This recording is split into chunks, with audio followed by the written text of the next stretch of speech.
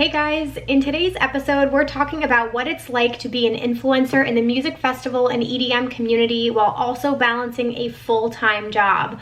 Luckily, I will not be doing this episode alone. I've asked my lovely friend and fellow content creator at Vibe with Aid to join me to share her experience as well being a blogger and YouTuber. We chat about everything from vlogging tips to mental health to budgeting and managing a very aggressive festival schedule. So we're giving a behind the scenes look today at our side hustles. So settle in and get ready for an awesome episode.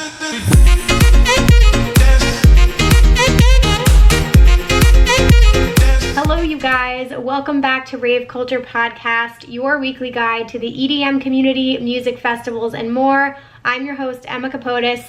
Thank you all so much for tuning in this week. Like you can tell by that intro, it is going to be a really fun episode today. Something that I've been very excited to get into here on the podcast with you guys. So I'm going to jump right into things today. Like I said, I am going to be having my friend at Vibe with Aid join me later in the podcast to talk a little bit about what it's like to start a YouTube channel or to start a vlog and maintain that while also having and holding a 9-to-5 job. If some of you guys didn't know, this is my side hustle. I do work full-time as a digital design director during the day from usually like 8:30 to 5 in Manhattan, New York.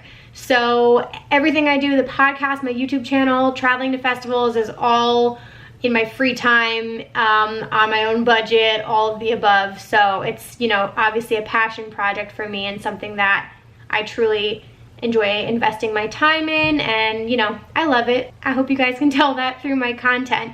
But I have been getting more and more questions recently about what it's like to start a YouTube channel, and you know, people DMing me asking me to share my experiences and any tips and advice.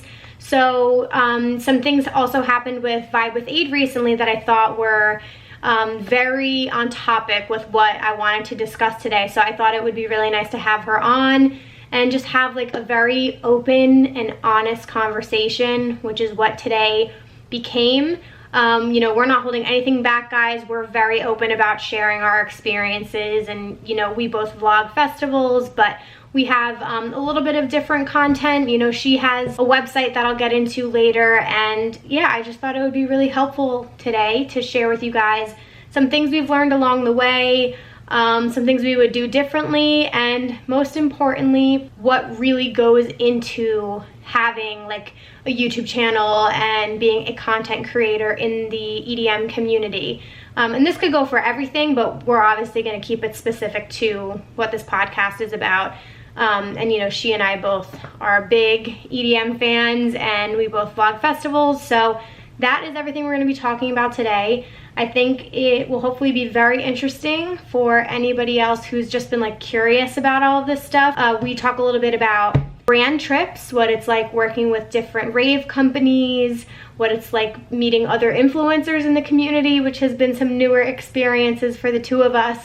So you guys can expect for all of that to come up in today's episode. And I think with Aid in particular, one thing that I really wanted to hit on in this episode is also just like mental health and really what it's like to balance everything in your life, not just a job and a side hustle, but relationships, your health, finances, like your schedule in general, because it's, you know, all of these things that make up your life you need to have in check. So she's been really great, and I've really looked up to her with, you know, how she manages things. So we're going to talk a little bit too about just getting caught up in everything and really how much time and energy is invested into this and why it is so important to still like check in with yourself, and not be too hard on yourself and not compare yourself to others in this community, because I feel like that is something with social media that can happen so easily. It's really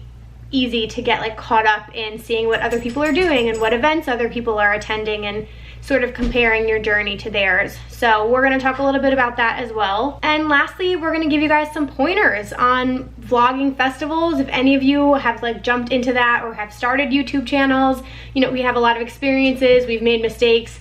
we're still growing as content creators, but we're gonna share like all of our pointers and tips and advice on creating content and on vlogging. So definitely stay tuned till the end, because we're gonna have like all kinds of tips and advice thrown in throughout the episode. So all of that is coming up, you guys. I do want to say my thank yous as per usual. I'm doing things a little bit out of order, but I'm just very, very hyped for this episode. I'm excited. Thank you guys so much for showing so much love to Rave Culture every week. I appreciate it so much, you guys. Some of you have tagged me in comments being like, hey, I sent your link out today to a friend, and I appreciate that so much, guys. So yeah, again, please, you know, screenshot, share your screen, post it on Instagram, Snapchat, Twitter, wherever. Tag me in it. My personal account is at Emma Kapotes, and the podcast account is at raveculturecast on Instagram and on Twitter. So shout us out, send a link to someone today, rate and review on Apple Podcasts if you guys listen over there, and feel free to comment and join the conversation on YouTube, you guys. I always love to get your feedback. So looking forward to seeing what you guys think of today's episode. I'm really excited.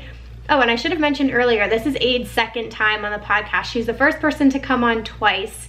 But some of you who might have just joined may not have heard her first episode, because it was probably like in the first 5 episodes, I want to say. I never shouted this out last week, guys, but last week was episode 30, which, holy shit, time is flying. Like, I can't believe how much time has passed. It's crazy. But anyway, this is episode 31. So I'm super excited to have Aid on here today. You know, she and I talk all the time. Not online. We're just like in touch with each other, texting each other, sharing tips and advice back and forth. And I told her on the phone call, it's really great having someone that I can relate to and have somebody that's, you know, in this with me. And it's just been really helpful, and I'm so happy that I have her in my life. So anyway, what else do we have to say before we get into the interview? I'm still looking for submissions. This is the last week I'm taking them, so please send them in for the Q&A episode coming up. So we're doing another big Ask Emma Anything. So please send in questions you have, advice you need. Honestly, I'm happy to cover anything you want me to talk about. I just love to get through like as many emails as possible, because you guys write in and I feel bad that I can't cover everything you want to talk about. So send it in for the Q&A episode. Email me at raveculturecast@gmail.com. That's raveculturecast@gmail.com. You can just put Q&A in the headline. And again, voice memos are totally welcome. Just keep them to like under 3 minutes if you guys want to ask a question. I'm happy to throw your voice memo in there. So really excited for that episode. That'll be good. And then let's get into Listener of the Week. I actually just got a submission a couple hours ago, so I'm so happy this made it in time. But if you guys didn't already know, Listener of the Week is somebody that you can nominate, whether it's a friend, family member, loved one, whatever it is. You can nominate somebody that you know listens to the podcast every week or is a fan of the podcast, and you just want to shout them out because they're a kind person, they are making a positive impact in this community or in your life, or maybe you just know somebody that's having a tough week and you want me to shout them out. You know, nominate them for Listener of the Week. And again, just email me at raveculturecast@gmail.com and just put that in the subject headline. So here's our Listener of the Week. I'm really excited about this one. It says, hey Emma, my name is Austin and I would like to nominate my best friend and girlfriend, Brooke G. Brooke loves your podcast and your YouTube channel and everything in between. You have been a huge inspiration to her, from rave fits to wanting to start her own YouTube channel for the shows and festivals we go to in the future. She listens to every podcast day of and then listens again with me or tells me all about it. She introduced me to raving and EDM recently, and I have been having the time of my life exploring and learning all about it and watching your channel. I believe Brooke is a great candidate for Listener of the Week because without her, I wouldn't have known the joy of this awesome community or would have known your channel and your podcast existed. Thanks for reading, Austin. I love that. That makes me so happy. I can like feel how much you care about her. And one huge thank you guys for listening every week and for showing me support. Like, I seriously wouldn't be able to do any of this if you guys weren't listening and if you guys didn't want to hear any of this. So I'm like blown away every time someone emails me or anytime I meet someone in person. So thank you guys. I'm so happy you found the EDM community and you're loving it. There's so much more for you to explore and to learn. So it's It's really exciting, and I hope I get to meet you guys someday, and I'm really excited to have you as a part of this family. So Brooke G, you're our listener of the week. Thank you so much again. Austin, you rock. Thanks so much for sending that in. Alrighty, you guys, that is everything I have to say here at the top of the episode. I'm so excited to have Aid on this week to chat with you guys. I hope that somebody out there finds this helpful or interesting, and you know, to be completely honest with you guys, we just really want to share our lives with you, and if you can learn anything through the life lessons that we've had or the mistakes that we've had and we've grown from, you know, then I think we're both happy at the end of the day. So we are both here and open to helping anybody. You guys can always feel free to reach out to either of us if you have any more questions. Leave a comment on YouTube, you guys, and of course go follow and support Vibe with Aid. Her handle is @VibeWithAid, and her blog is www.vibewithaid.com. She has really incredible like festival posts and reviews and all of the things in between that. So she's wonderful. So anyway, you guys, please welcome to the podcast, Vibe with Aid. Hello. Hello. How are you? Good. How are you? I'm good. It's been forever. I know. Ages. That was a joke, everyone. I literally FaceTimed Aid yesterday. Yeah. Okay, well, so this is your second time back on the podcast. The first guest that's actually been on twice, so we stand Vibe with Aid. Woohoo. She's also been on my channel. We actually finally met in person, which some of you may know from the Imagine Music Festival vlogs. But since we may have some new listeners joining that maybe didn't hear your first episode, could you just quickly give us a short bio on yourself, what you do, where you're from? Yeah. So my name's Aid. My actual name is Adriana, but everyone calls me Aid. I have a music festival blog called Vibe with Aid, and it's all about going to music festivals and whatnot, and that's transitioned into into a YouTube channel. So I post my vlogs from festivals, reviews, things like that. This has all been my side hustle. I work full-time at a digital marketing agency in Austin, Texas. And yeah, that's basically it. I feel like a little short and sweet bio. I should probably mention this at the top of the episode too, because what we're going to be talking about today, if you guys can tell by the title, is going to be balancing like a 9-to-5 job and then also being a content creator or a YouTuber, whatever you want to call it. But exactly right. Aid has a full-time job and does all of the blog and YouTube on the side. And same thing for me. I work full-time in Manhattan as a digital design director, and I do everything on the side as well. So this is like right up our alley to talk about. Mm-hmm. But since there's so much that I think we can cover in this episode, one thing I wanted to start on, because people may not know, you and I are actually constantly in touch with each other behind the scenes, you know, sharing advice and pointers. And it's been like really, really great having someone to talk to who, you know, can relate, because I don't have many friends that do this as well. Mm-hmm.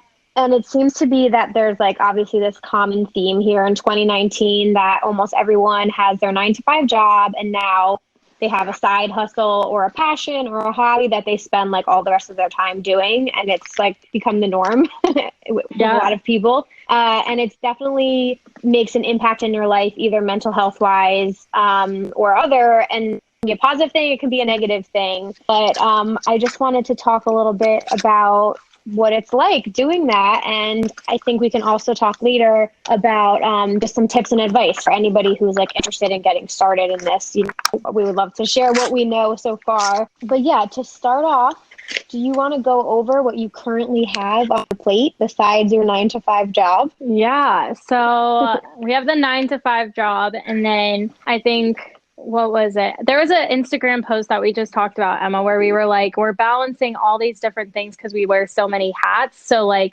on top of, like, I can say that I have a blog and like a YouTube channel and I have an Instagram and everything. But what really all goes into that is managing like a website, managing like blog posts, writing blog posts and content, writing YouTube scripts, filming those videos. If a brand sends me something and I need to get photos with it, here I am planning a photo shoot of some sort, where my boyfriend takes photos of me. And then on top of that, you know, the social aspect of my life, because I am only 24 years old. So I do need to maintain some type of social life with my friends. I go to like weekly dinners with my friends, my girlfriends. We have like weekly Wednesday dinners, which is super nice to just like kind of, it's a good midweek check-in, you know, and kind of just like be like, oh, we're halfway done with the week and like have a yummy meal and stuff. So I balance that. And then I do have a boyfriend. So managing that as a relationship, managing, I say the word managing, but you know what I mean? Like balancing whatever. Balancing that on top of it. And he's super awesome and supportive of everything. I tend to joke a little bit that we live in a long distance relationship because he lives in North Austin. I live in South Austin. And if you've ever been to Austin, traffic is awful. And so if we were to see each other during the week, it's just impossible because it's just so, we would get there and it'd be time to go to bed basically, you know? Right. I see him mainly on the weekends. And so I have to balance out getting some work done on the weekends, but also enjoying my time with him and then going to shows or stuff going on around Austin. And then on top of that, I'm sure Emma can agree with this. We have our physical fitness journeys that we're both on and have been on and been working towards because that keeps us sane. Like at first it's you work towards the goal of just like wanting to be healthy and get to a certain weight, but at the same point it just kind of keeps your sanity to just like work out for an hour or something and not have to think about anything else but what is going on in that moment. So I just listed off a bunch of different things. So I have a lot going on, and balancing all of that is just a little hard at times, but definitely has been rewarding. But like I said, I am only 24. So it's like figuring out what that balance is like as a postgraduate, as like an adult, and like navigating that whole kind of thing. And I feel like it's such, I mean, like obviously that's a huge chunk of like everything that you have going on there. But it's also just like, and I was going to say the health thing too. The health thing is like, it depends on what your goals are here too, right? Like what chunk of that are you going to invest in right now? Because you want to balance everything, but it's like, okay, if I want my channel to grow right now in particular, I'm going to spend a little bit more time and energy on that. And then maybe my health stuff is going to fall off a little bit because I'm not spending as much time there, or vice versa. You know, if you have, we're coming up on the holidays, so my health goals are not that big, but like say you want to invest more in the health area because you're like, okay, I have a weight loss goal. That's like where I'm spending my time and energy. So, you know, for a young person, it is a lot on your plate. And it also depends on your personality too. Like you and I are both very driven people, and I'm sure a lot of people out there where we set like very lofty goals for ourselves too. So we're like high achievers and we're like busted, and we kind of are like, we want to do the best at all of these things, and that can get fucking exhausting for sure. But, and this is in no way like, we're not complaining in any way. We just want to be like very real with everybody about like what actually goes into it. And I think there's a difference when it comes to like a YouTube channel or even influencing as like a job, of just like doing it for fun and kind of enjoying it versus like you want to do it full time as your job eventually. So you're like going ham towards that goal. So those are just like some of the things that I'm sure we're going to talk about today, but focusing on specifically something that I think has come up a lot recently. I know I've gotten a lot of DMs. I'm sure you probably have too, but there definitely is a lot more people who are getting into vlogging music festivals or starting YouTube channels, as well as like aspiring to become influencers, which is like probably my least favorite word, but that's what it's called. It's the best way to describe it. Yeah. So, you know, I've definitely been getting people asking for advice on like how to start a channel and any tips on how to start filming festivals. So I thought we could kick it off by chatting about like what our experiences have been like vlogging festivals, and then, you know, that includes what we've learned, any difficulties we've had, and also what we think we've done well. So so do you want to start there? I know you started your YouTube channel, what, like 2 years ago now? Yes. Yeah. So technically so I think the first video I ever posted was technically like my ACL like montage kind of video. And that was filmed on like my GoPro. I think it was a GoPro Hero 4. And then I liked that. And like, that was kind of the trendy thing to do at the time, was like filming montage type videos. Not Like just for like movies. festivals. Yeah. Not just like festivals, but also like travel. That was like the big thing. And like, I think like sorority recruitment kind of stuff was always kind of like that. So I'd always been interested by that. And then I did the same thing for Gold Rush. And then Beyond Wonderland was kind of my last montage video, but that was with my new camera, the Sony a6000, because I was like, I kind of like editing videos. I think this is another creative outlet that I can go into. Like, why not? Let's go all in on YouTube. And so then I decided to invest in a nicer camera. And then EDC 2018 was my first like time ever vlogging a festival, which was really interesting to think about how it was that long ago. Well, it doesn't even feel like it was that long ago, but it really was that long ago. That I was like, oh, like this is actually really cool and a nice way for me to like keep my memories and then show other people kind of like what my experience was like. And because I like loved looking up that stuff of like, oh, I'm going to EDC. Like I loved watching that EDC movie.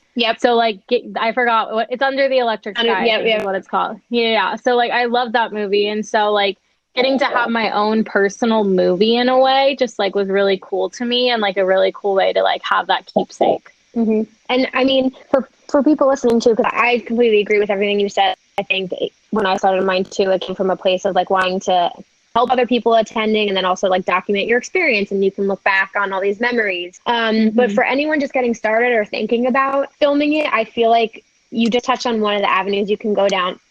I think you have to decide like what kind of story you want to tell. Like, are you somebody who's maybe you're a really good editor and you just want to do really fucking sick after movies or montages, or maybe you're a vlogger, and in that case you should be showing like the whole story from before the festival to during to maybe after, and like really documenting like what the experience is like. So I think before you start, you should kind of figure out like what kind of style you really want to film in. But in your opinion, what is going through your mind when you're vlogging a festival, like before, during, and after one? Oh, I haven't really thought about There's a lot that goes into it. I think people don't realize like, oh, they think they're just gonna, because you can film on a like on your phone. I 1000% recommend that. I still do that now. You don't need like this fancy equipment. You guys, if you're going to a festival this fucking weekend, you can start filming now if you have, a phone. But there is a lot that goes into it. So I just wanted to touch on that. Before it was kind of like, when I first started, I was just like, oh, I'll just get like videos of like the sets I go to. And then people really start caring about the experience, because when you're putting that much money in, like you want to know like more of the nitty gritty type of things of like, well, what else is there to the festival besides the music? So then that's when I've kind of started having a more concise plan of what I'm doing typically. And you'll notice, a lot of people will notice this, if you look at like my day one vlogs of like the first day, they're chaotic. Like I don't get anything really consistent because it's just like always crazy. And so then after that, I kind of think about, okay, well, if I didn't get this footage that I wanted on day one, then I'll get it on day 2 or day 3. So like for as an example, like for Forest, the first day vlog was just way too chaotic. I didn't get any actual footage of the actual forest. So then on day 2, day 3, day 4, I'm like, okay, well, I'm going to like try and spread it out and focus on certain components that people might be interested in. And so I think about that kind of stuff, and having more purpose kind of behind it to show people more of the experience side, and things like that is kind of my thought process when it comes to those vlogs. Well, yeah. And usually during the festival too, because I think a lot of it, if you're recording a set, obviously like you might remember to take out your camera or whatever and your phone and film during a set. But when you're starting, not professionally, but like when you're at your level and you're a couple years in, it sort of becomes a lot more, because you have to have in your mind constantly like, oh, I need to be getting this on camera because this is like a moment I should be capturing. So it starts to become more routine, I guess you would say, at festivals, because you're kind of like on all the time. You're like half during the festival and it's an incredible experience, and then the other half of you is like, oh God, I gotta capture all of this stuff so that I can make it into the vlog, which can kind of be stressful. So I actually I did like a Q&A post on Instagram, and like somebody said to me, do you still enjoy vlogging festivals, or does it feel like work? I thought that was like such a good question to answer at this point. So I want to talk about your break from social media in just a second, but I wanted to ask that question to you as well. Do you still enjoy vlogging festivals, or does it feel more like work now? It was getting to a point where it felt like work, and that ties in with my break from social media, is that I vlogged every festival since EDC 2018, which is crazy. To think that I've vlogged every single festival, and that's a lot. Like if you, by the end of the year, I will have gone to my 35th festival. I sat down and counted them. But so that's a good chunk of festivals and like time of my life that I've like dedicated to. And I think more recently it has felt a little bit like work, but I think it's also because I've been going to newer festivals too. So like going to Imagine, going to Lollapalooza, going to Dirty Bird Campout, I feel like because I was going to all those for the first time, it feels a little bit more like work.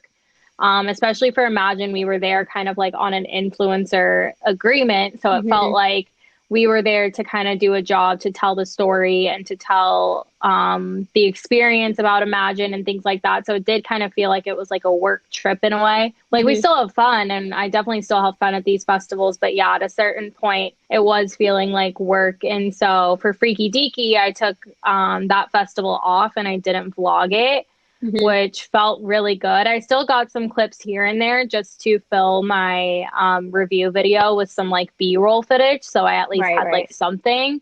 So that's like another thing that I think about too, is like what are other clips and things that I can use as B-roll for like my reviews and like whatever. So I can start making the sit down videos like a little bit more dynamic. I love that. But yeah, so I'm curious, was that a tough decision to come to that for Freaky Deaky, to decide to just go as yourself and not go as Vibe with Aid? Yeah, it was super hard. I mean, I'm a busy worker bee, and that's become a huge part of my life. And I think to admit that I needed to take a break, one, was a big thing because I don't do that. And then deciding to take a break like from the festival as Vibe with Aid was also a pretty big deal. And like, it was a pretty big step for me to do. And I definitely don't regret it. It was definitely worth it. And I think that'll just like kind of have me be a little bit more thoughtful in this next year of like, okay, what festival could I essentially like take off, you know?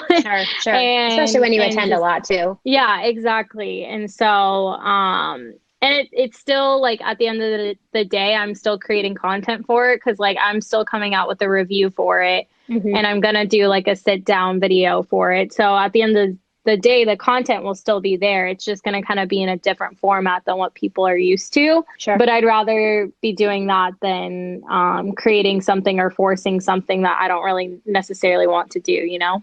Right. Well, I was like so relieved for you too when I saw you post that.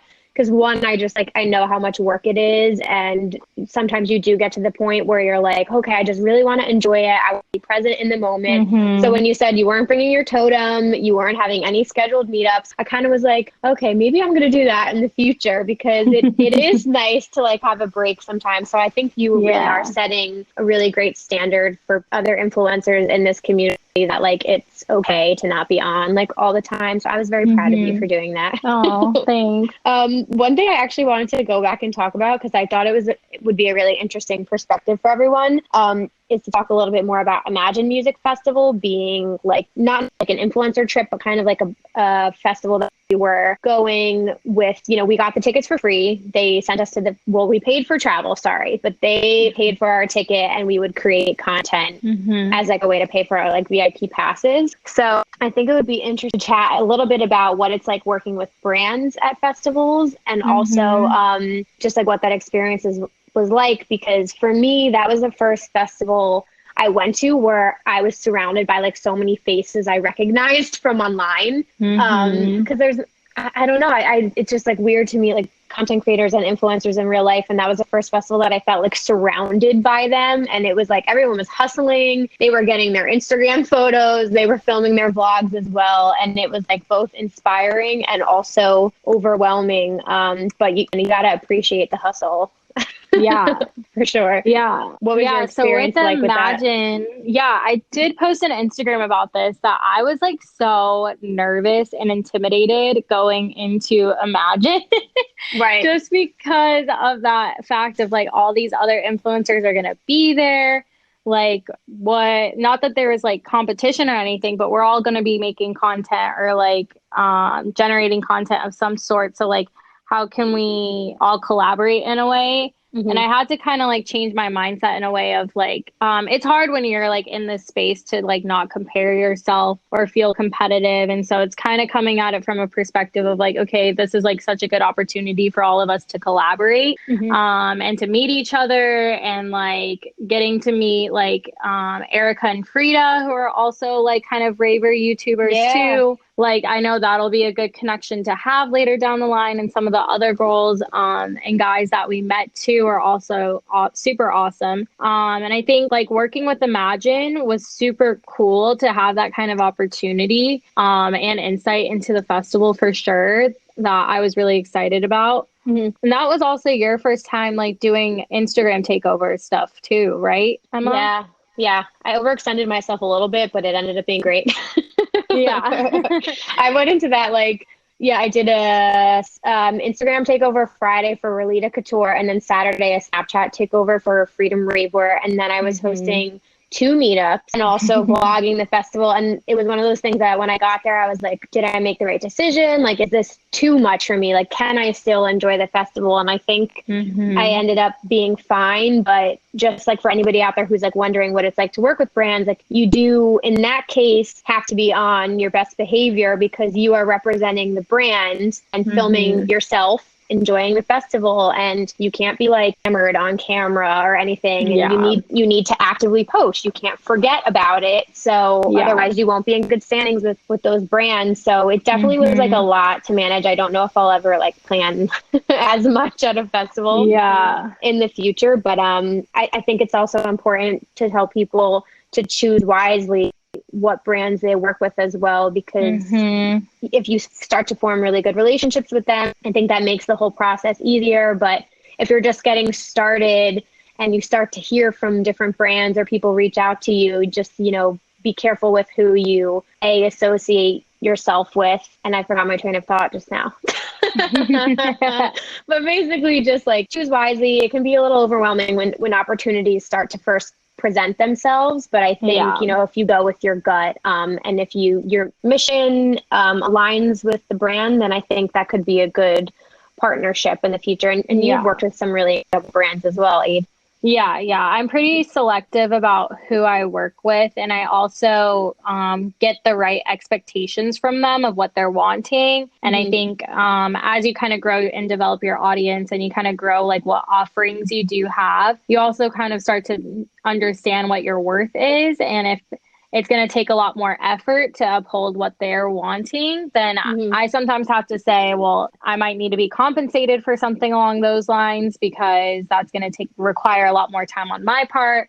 Not like an Instagram takeover, but when it comes to like actually creating content, just in general, like because we are working 9-to-5 jobs, I only have so much amount of time in a day and in a weekend, that if a brand is wanting something with a very fast turnaround, I just have to be totally honest and be like, I won't be able to do that fast of a turnaround, because if it's something like you want me to get a photo with a product, I have to do that on the weekend. I don't have time during the week to do that at all.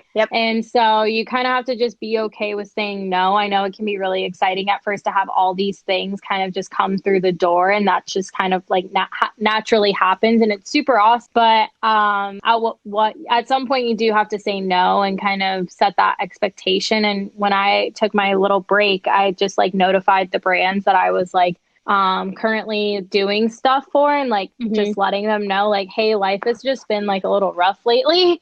I'm gonna be able to I'm gonna have to push this back to get to you. And like, if a brand doesn't really understand that, then that's not a brand I want to be associating myself with. Right. And like, when I posted my like post about how I'm taking a break, like Mark from Vibration, the CEO, texted me, because we have a meeting every Tuesday to talk about like blog content, because I write for them. And he texted me, who's like, hey, like, we don't need to meet today. Like, if you need a break, you need a break. Like, we care about you. And I was like, that was so sweet. Like, I feel so lucky that I get to have relationships like that and partnerships like that, and that they understand that I'm human too. And so as you kind of like start to work more and start to get to know brands, you definitely want to align yourself with some of those brands that really do value you and the work that you're doing.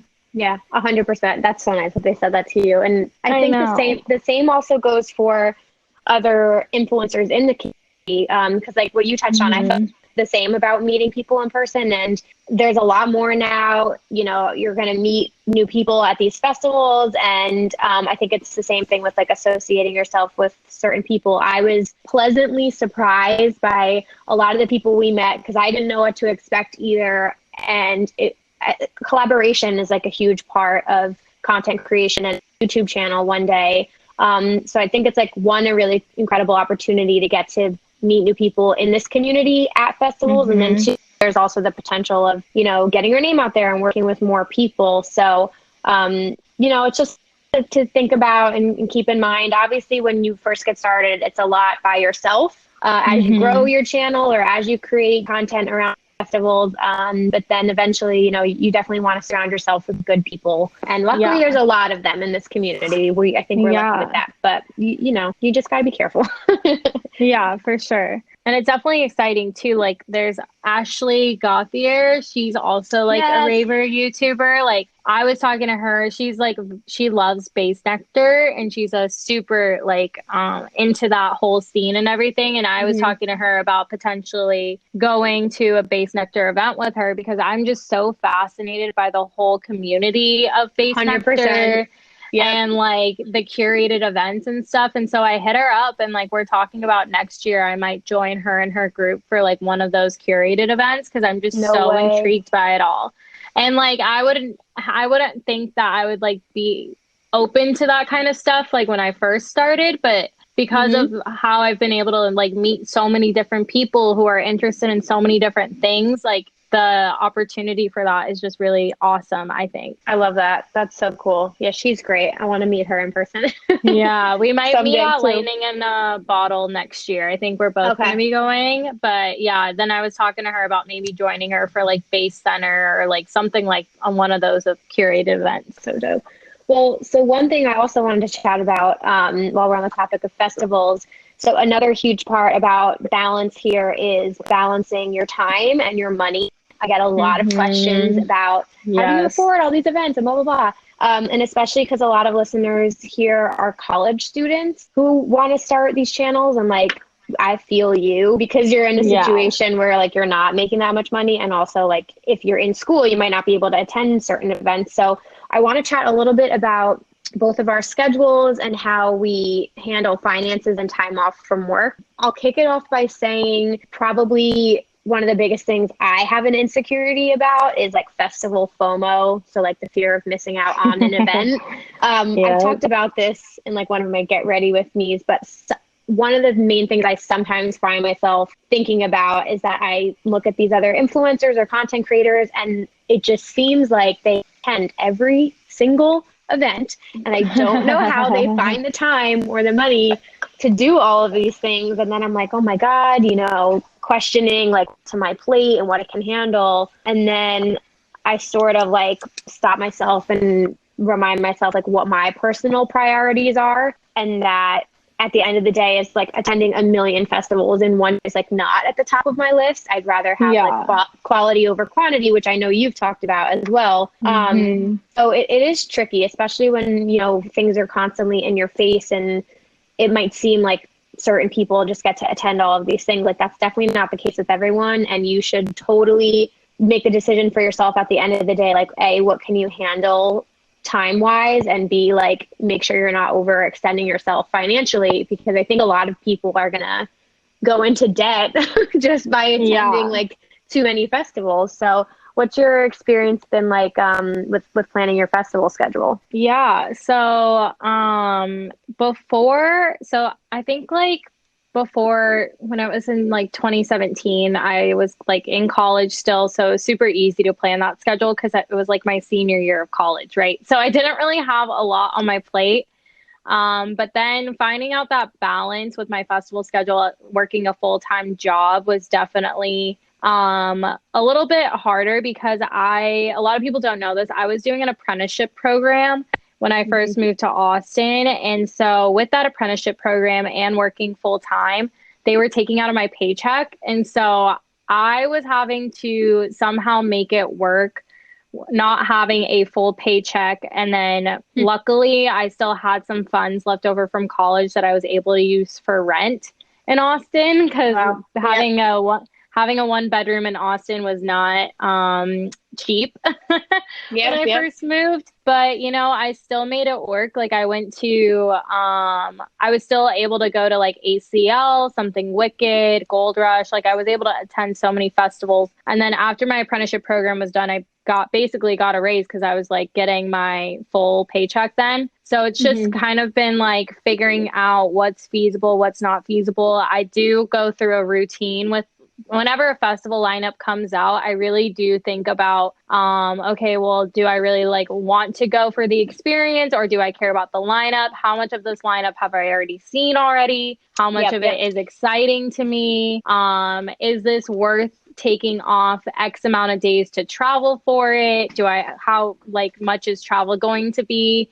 This is all kind of like the thought process I go to. I'm very fortunate that this year was the most free tickets I've gotten for a festival so far this year, or in my whole journey. It took me about 1.5 years to start getting free tickets. So if you guys just are starting out to get the free tickets, it's going to take a while. And if that's your goal, you might need to reevaluate it. It's definitely a good perk, but to have that be your main motivator is going to be a little frustrating to have that. And I think a lot of people will have, like, I think some people, and that's like what will differentiate like who wants to do this for reals and who wants to do it for maybe not the right reasons. And getting free tickets takes a lot of time and energy and work to get there. Yeah, exactly. Like even like getting nothing comes for free. I will say that. Like exactly. Our Imagine free tickets, like, yes, it was free, but I was still having to create Instagram posts, creating social content, creating videos. Like I had to uphold my agreement. Whenever a brand sends me a free outfit, I have to uphold what they're wanting. So,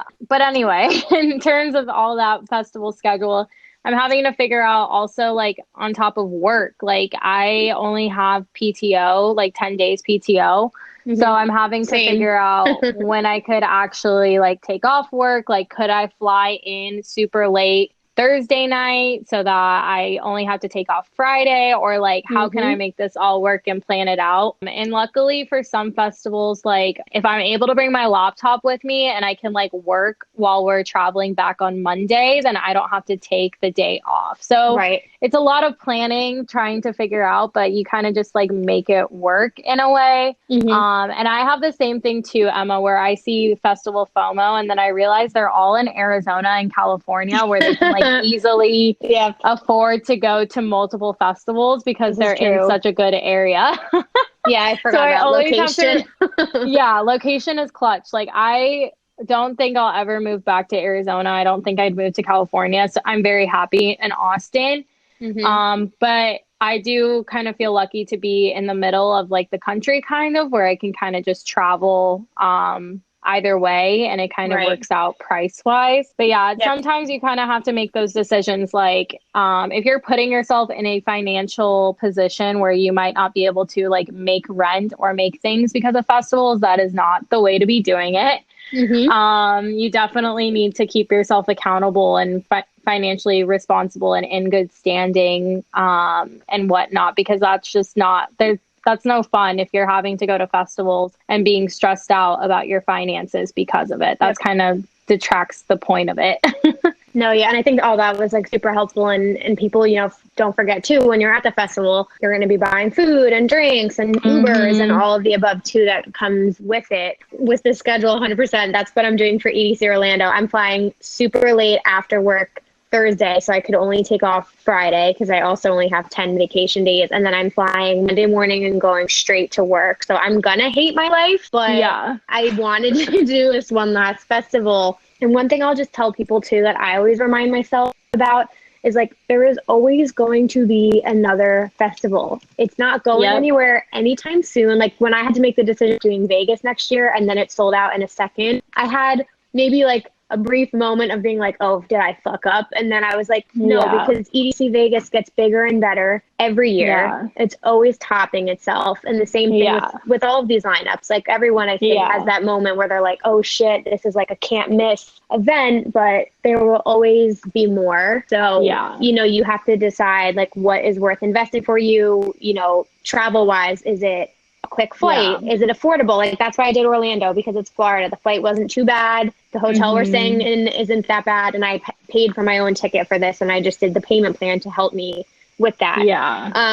So it's definitely like assessing all of those things. And again, totally decide on your priorities. Like one other thing I have like a little insecurity about is my age, because I'm almost going to be 29. And I look at a lot of these who are like 21 and 22, and I'm like, holy fuck, they have so much time to like start their channels and do all this. And I'm like, why didn't I start my channel at 22 when I was first getting into the rave scene? But at the same time, like you come at it with different experiences and different perspectives, and that's what makes every channel or each person different. Like you have to have a unique perspective and style. And honestly, I don't think if I did this earlier that I would be where I am, because I think it's made me smarter with who I work with, like sussing out certain brands that I work with, and just having like more life experience, I think has put me in the position that I'm in right now. So, I think everybody should just really like assess what's the most important thing to them, and like try not to like look at other people and compare your journey to theirs, because you're it's not gonna put you in the best mind frame at the end of the day. Yeah, no, for sure. And to talk about that one point you made about deciding to go to EDC Orlando, I was thinking about going to EDC Orlando, but then we got signed on to Imagine. So I was like,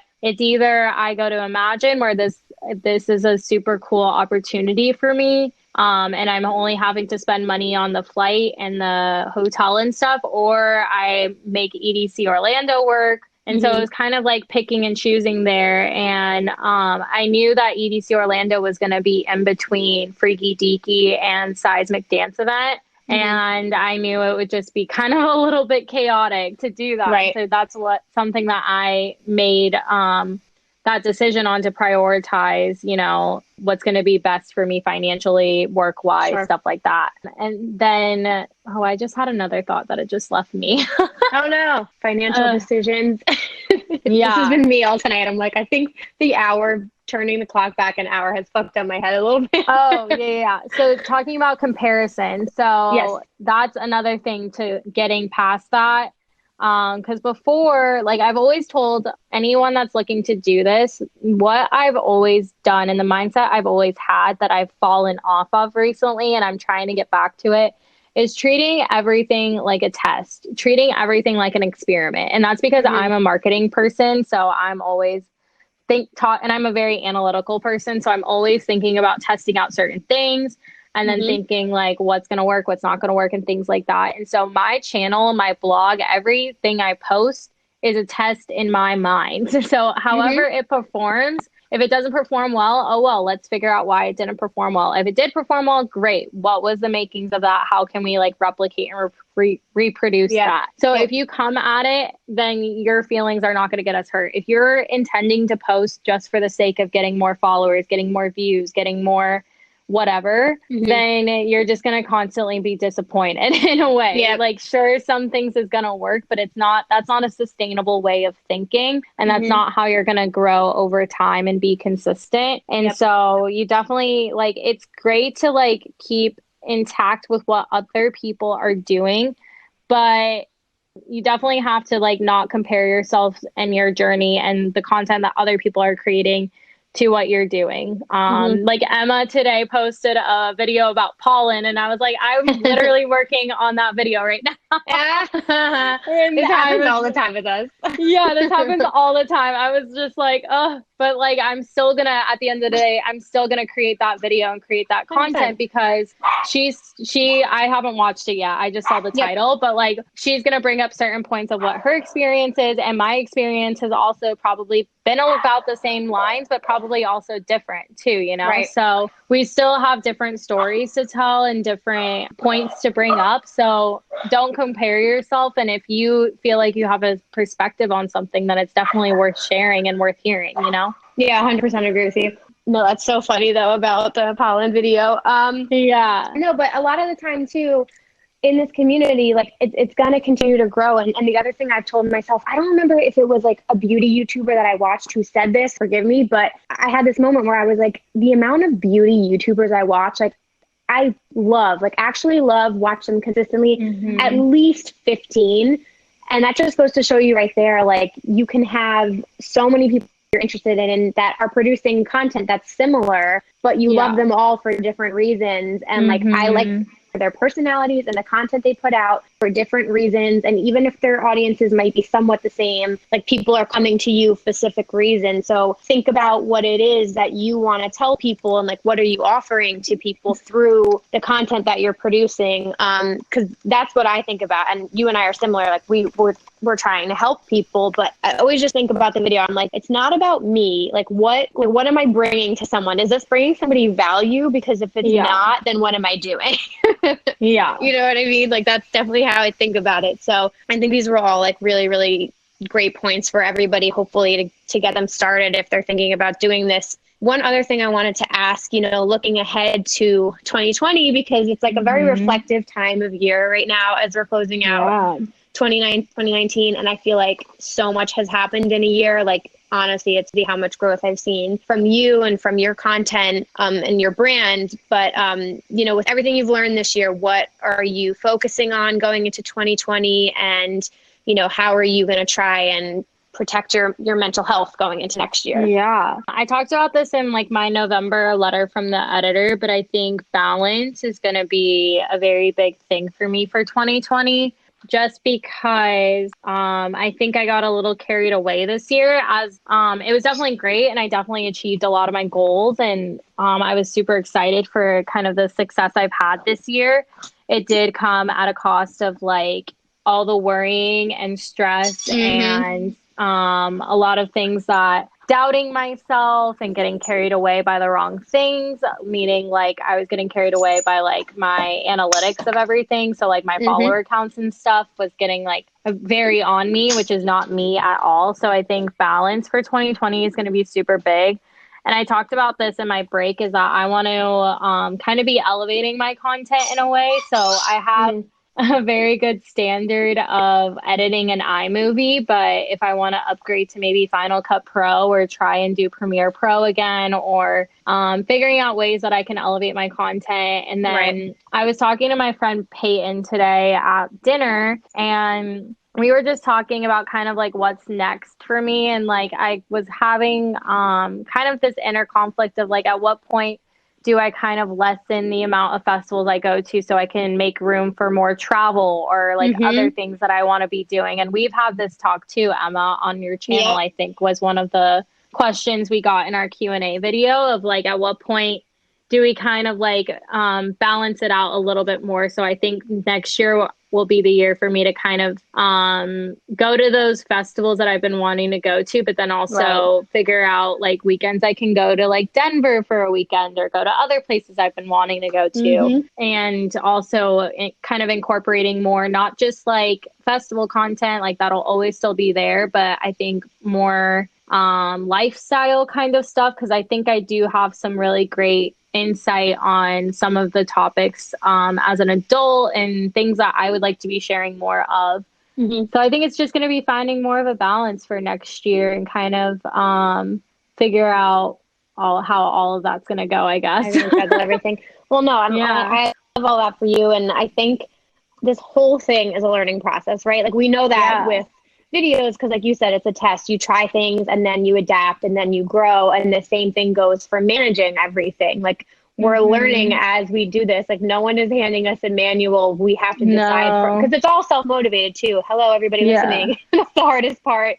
You have to motivate yourself to do all this, to learn new skills, to invest the time into editing and creating and stuff. So it is a lot, but I think now that you've taken everything that you've learned from this year, like, you'll definitely be able to approach it differently. And I totally agree with you with the traveling stuff. That was a conversation I had with my boyfriend, Brian. Like, we're going on an all-inclusive vacation in January, which takes up 4 days. And I did have that thought in my head. That's 4 days that I can't go to a festival, but I don't care. I'm not going to vlog it. I decided that. I'm just going to go on vacation with my boyfriend to Jamaica and enjoy it and not consider it, like, not have a camera in his face the whole time and just go do something else. And I think that, sometimes you just have to decide what's, like, important to you at the end of the day and, have that balance. And there, again, we'll be at other festivals, guys. You'll see us popping up. We're not going anywhere, but, whether you're listening and you're just getting started in the festival scene, which can be really exciting. And I feel like in the beginning, you want to just, like, do all of these things, just assess, like, what works best for you and what you think you can handle and invest time in yourself. I love that you want to learn some other programs and do stuff like that. You have so many different hats that you wear.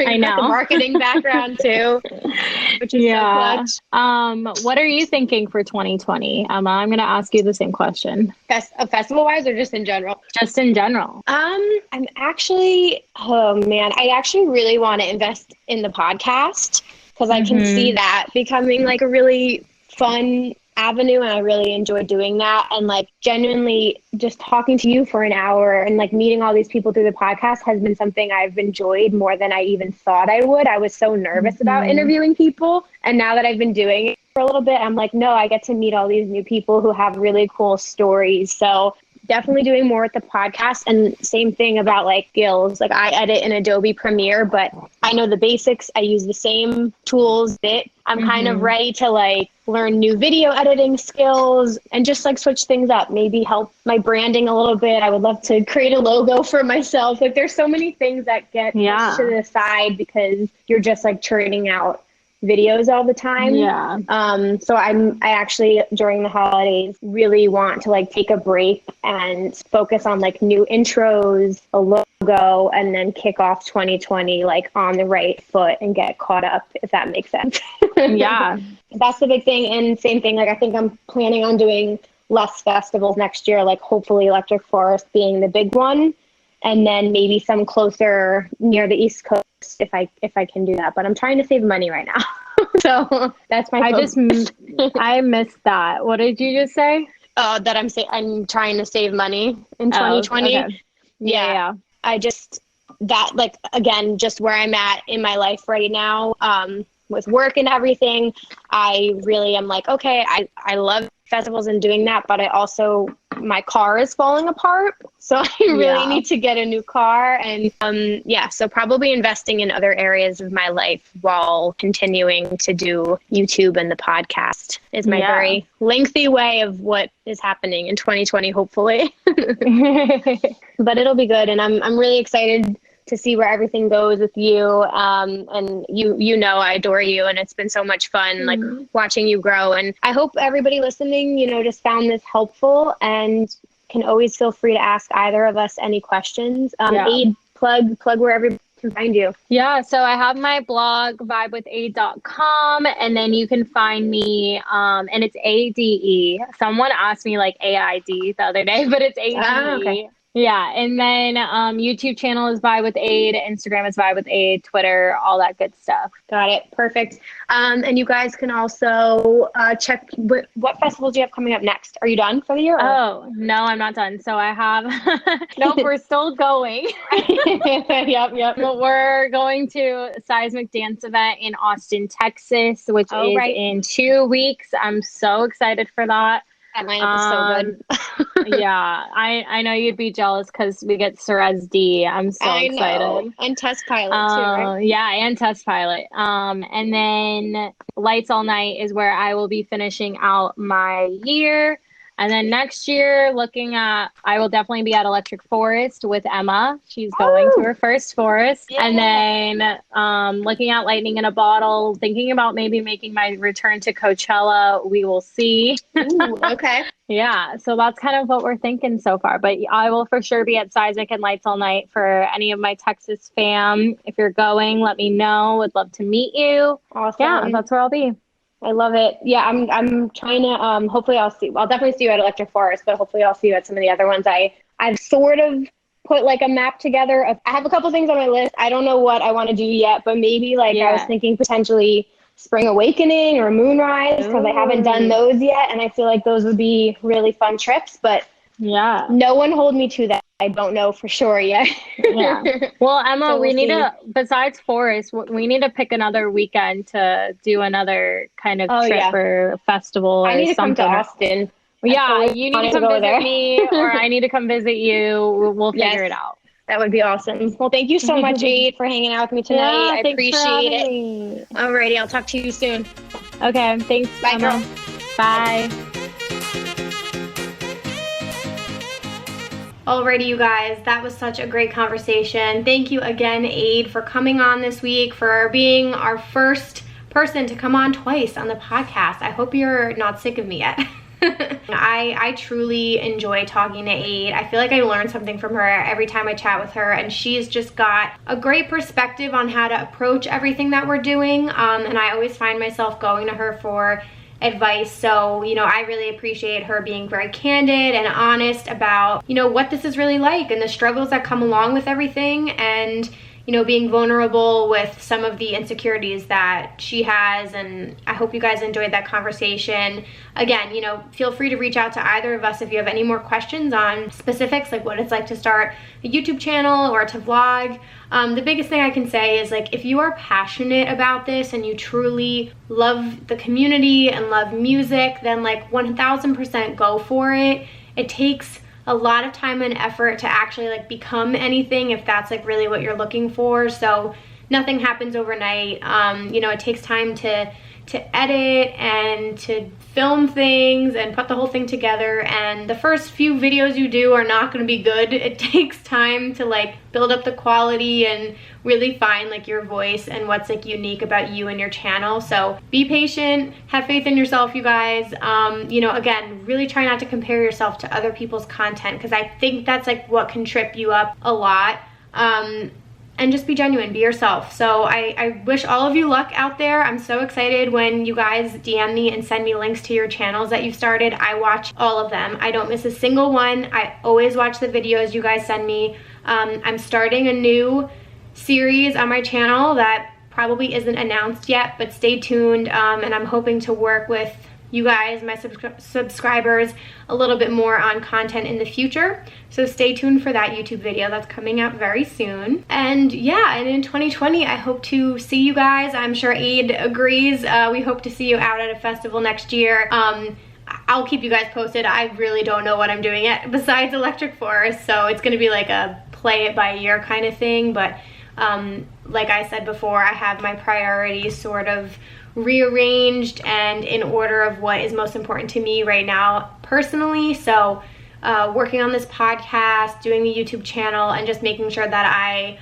am in a good position with my family and my boyfriend and my mental health. I gotta take care of myself first too, and there are some months that are good and some that are bad, and I feel like when it rains it pours, and that mentality can totally happen when you get caught up in all of this side hustle stuff on top of your job. But at the end of the day, it's the most rewarding thing to me, and I truly love it, and the opportunities that have come out of this have been crazy and mind-blowing. So I can't encourage it more, you guys. I'm so excited to see what you all come out with. And thanks again, Aid, for coming on today. Okay, you guys want to talk about EDM news? Let's see what I've got this week. I honestly didn't have too much because I recorded last week not that long ago, so there wasn't too much. But number one thing that was really exciting is Countdown New Year's Eve dropped the lineup, and it was really fucking good. I'm not personally doing any New Year's Eve festivals this year, but it might not be out yet. I'm not sure, guys. Go check on my YouTube channel, but I did a video comparing all of like the top New Year's Eve festivals lineups and experiences. I worked really hard on that video. I hope it is helpful to people who are like contemplating what to do, because there's so many festivals for New Year's Eve, and it kind of depends on where you live and like what you think is worth traveling for, but definitely check that out. I did like a full comparison of all like the major festivals. So yeah, check out Countdown New Year's Eve's lineup. And then one thing I did want to hit on for any of like my bass music fans, I saw a post from Squinto, who I'm not as familiar with his music. I'm pretty sure, I could be wrong, I saw him at Ever After, but I'm not 100% sure. But he unfortunately posted that he's retiring from touring, citing mental health issues, and it wasn't something that was like an easy decision for him to make, and it wasn't one that like just came about. He said that like he's been struggling with this for years, and this is a common trend that you see with touring musicians and DJs. I mean, like, their schedules are ridiculous. I don't know how they do it when you constantly are like playing festivals and then clubs, and it's like multiple shows in a day, and you're living your life on an airplane. Like they don't have it that easy. And he said he cited the constant grind for wearing him down, and so we wish him the best, and that's never a fun thing to hear, and it's really tough. I can't imagine what like goes through their minds to finally like make that decision. I talked about it recently. Flosstradamus had a similar thing where he's taking a break from touring, so it is really, really tough to hear that, but we're wishing him all the best. And the last thing I wanted to end on that I saw in the news was Alan Walker donated, I believe it was $100,000, I could be wrong, no, yeah, $100,000 to hashtag Team Trees, which is an initiative in which a tree is planted somewhere in the world for each dollar donated to the organization. I'm reading this from EDM.com. So I thought that was really cool. I always want to shed light on any artists who are doing something for charity or they're supporting a really good cause. I'm more than happy to talk about that, especially on this platform. So I thought that was really cool. And then he was dethroned because at one point he was like the highest donator. Elon Musk, of course, swept in and donated $1 million. So I'm sorry, Alan Walker, that you got dethroned, but I think that's a really, really cool charity that they have going on. So you guys can check that out. Again, it's called hashtag Team Trees. So we stand Alan Walker for doing that. Alrighty, you guys. Last thing up here, just another reminder, you know, send in your nominations for Listener of the Week. Send in your questions, advice, any topics you want me to cover for the Q&A episode to raveculturecast@gmail.com. Again, follow us on Instagram and Twitter at raveculturecast and at Emma Kapotes. And next week, you guys can expect my full EDC Orlando recap and review. I love doing these episodes. This is the last festival, like you guys know, that I have for a while. So I really, really enjoy doing like a fully dedicated episode to the festivals I attend, just in case like you guys aren't able to go and you're just curious what the experience is like, pros, cons, all the crazy shit that happens. Like, expect that next week. It's kind of weird talking about it because I haven't gone yet. I'm leaving in 3 days, but I'm so hype. I'm so excited. So Emma, in the future tense, I hope you had a really good time. But I can't wait to share with you guys what that experience was like, favorite sets, all of the above. So expect that in next week's episode. Thank you guys so much for listening. I hope you all have an awesome, awesome week. Thank you for being the best listeners in the world. And I will be back next Wednesday with a new episode. Peace.